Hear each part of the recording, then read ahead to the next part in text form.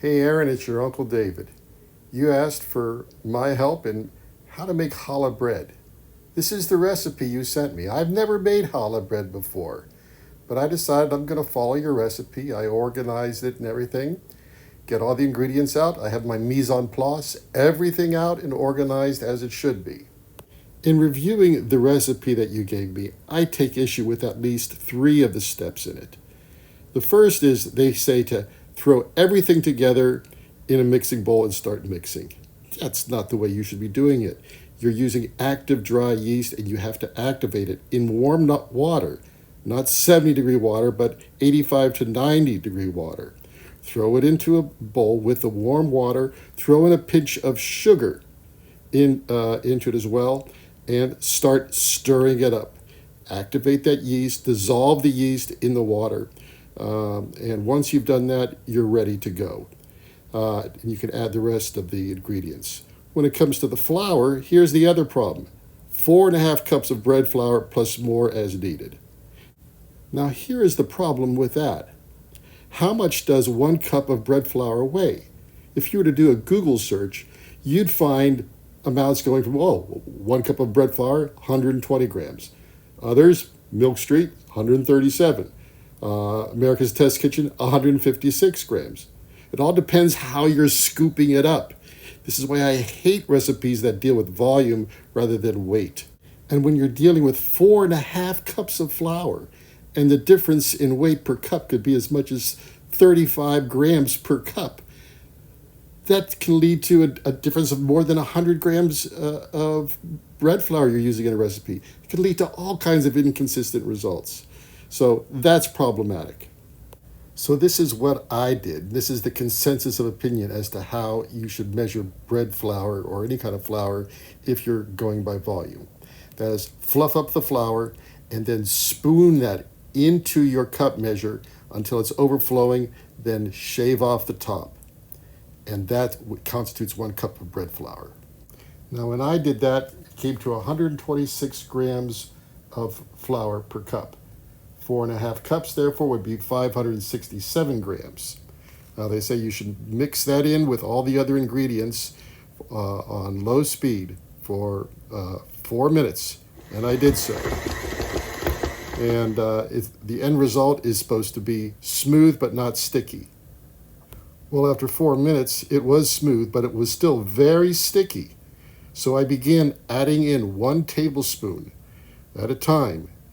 And I continued with that process on medium to medium-high speed for another 4 minutes. After 3 additional tablespoons, it came out still slightly sticky but soft.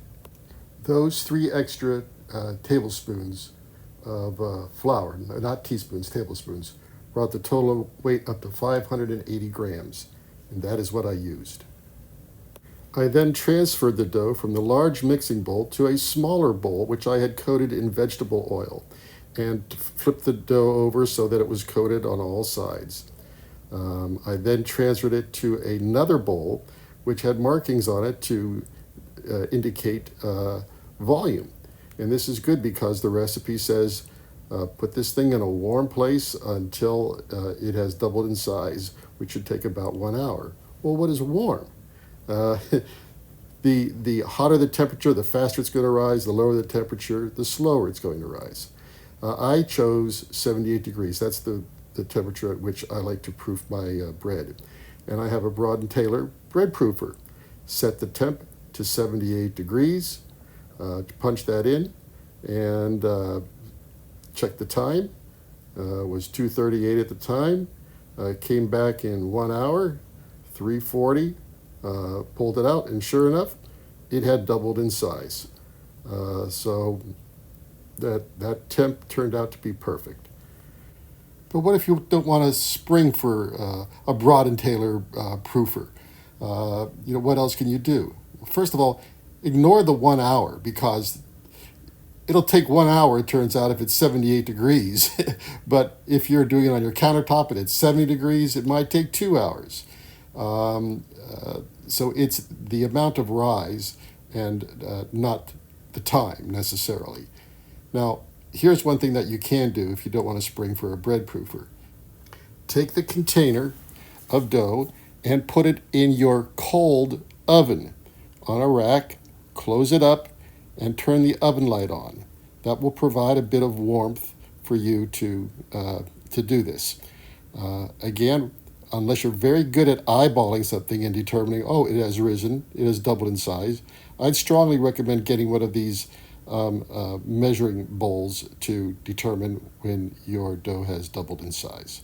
Now, this initial rise in the dough, the doubling of size, is pretty much common to most bread recipes. It's called the bulk ferment. It's really the first proving stage. And after that stage is complete, it is customary then to what's called degas the dough. It is full of carbon dioxide and alcohol and stuff, and what's typically done is you just press it down, let all that gas out, and it deflates to about half that size. And then you begin a period of a second rise, a second proofing and shaping of the dough. But your recipe contained no instructions for degassing this dough. So that was very unusual. So I said, okay, I'm not going to degas it. We're just going to proceed. At this stage, your recipe then calls for folding the dough. That's all it says. Now, what the hell does that mean? Well, the only thing that I can think it means is that there's a folding technique. There's several folding techniques in dough, and mostly sourdough, called a stretch and fold, okay? And by that, you take the dough, imagine 12 o'clock, 3 o'clock, 6 o'clock, 9 o'clock. You're going around the clock 90 degrees. You pull the dough up from one end and you stretch it up, don't tear it, and then fold it back over the dough. Turn it 90 degrees to 3 o'clock and do the same thing until you've gone around 4 times. This helps to develop the gluten structure, the strength of the dough. And after you do that, you're supposed to cover it and let it rest for 20 minutes to relax. And after I did that, I'm supposed to cut it into 3 equal pieces. So what I did was I first weighed the dough in the bowl on a scale to determine how much it weighed. Turned out to be 1,354 grams. I then dumped the dough out of the bowl and weighed the empty bowl. The empty bowl was 235 grams. Therefore, through subtraction, I determined that the weight of the dough is 1,119 grams divided by 3. So if I'm cutting this into 3 equal pieces, I want each to be about 373 grams. I then used the stretch and fold technique on each of those lumps of dough and formed them into a small rough ball and covered them with cling wrap and let them rest for about 15 to 20 minutes. I then took each of those balls and, per the instructions in the recipe, stretched it out to a rectangle of about 6 inches by 10 inches.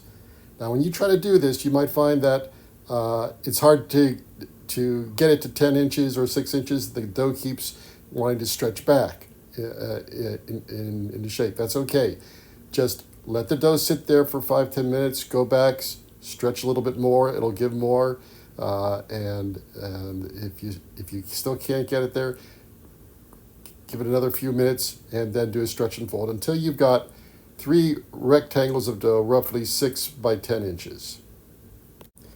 After you've done that, per instructions, fold it lengthwise from the top into the middle section of each rectangle, and then from the bottom, fold the bottom up over the top to the other end, and then seal those edges. Pinch it tight to seal that seam. After you do that, the directions say to kind of roll from the middle outwards and extend that log of dough from 10 inches to 12 inches.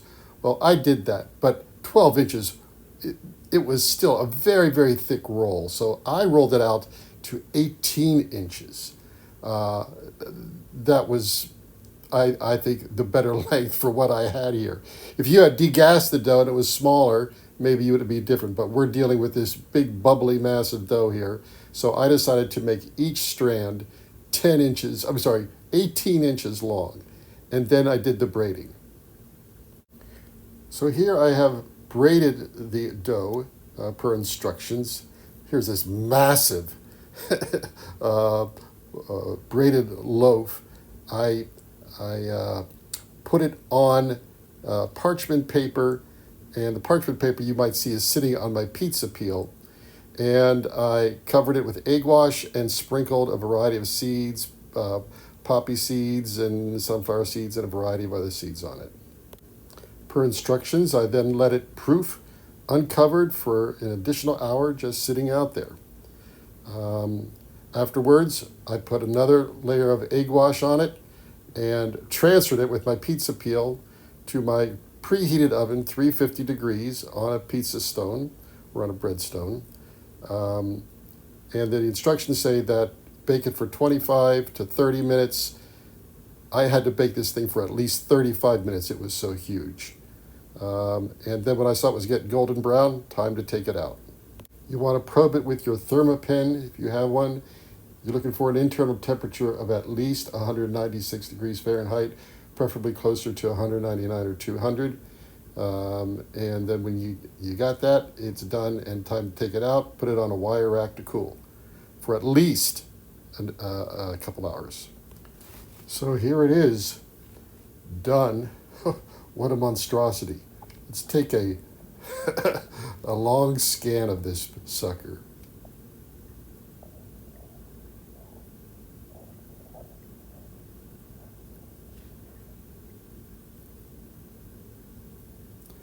Let's cut it in half. Looks good.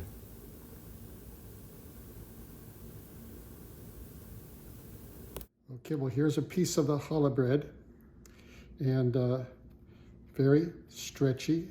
Whoops, very light. We'll do the taste test.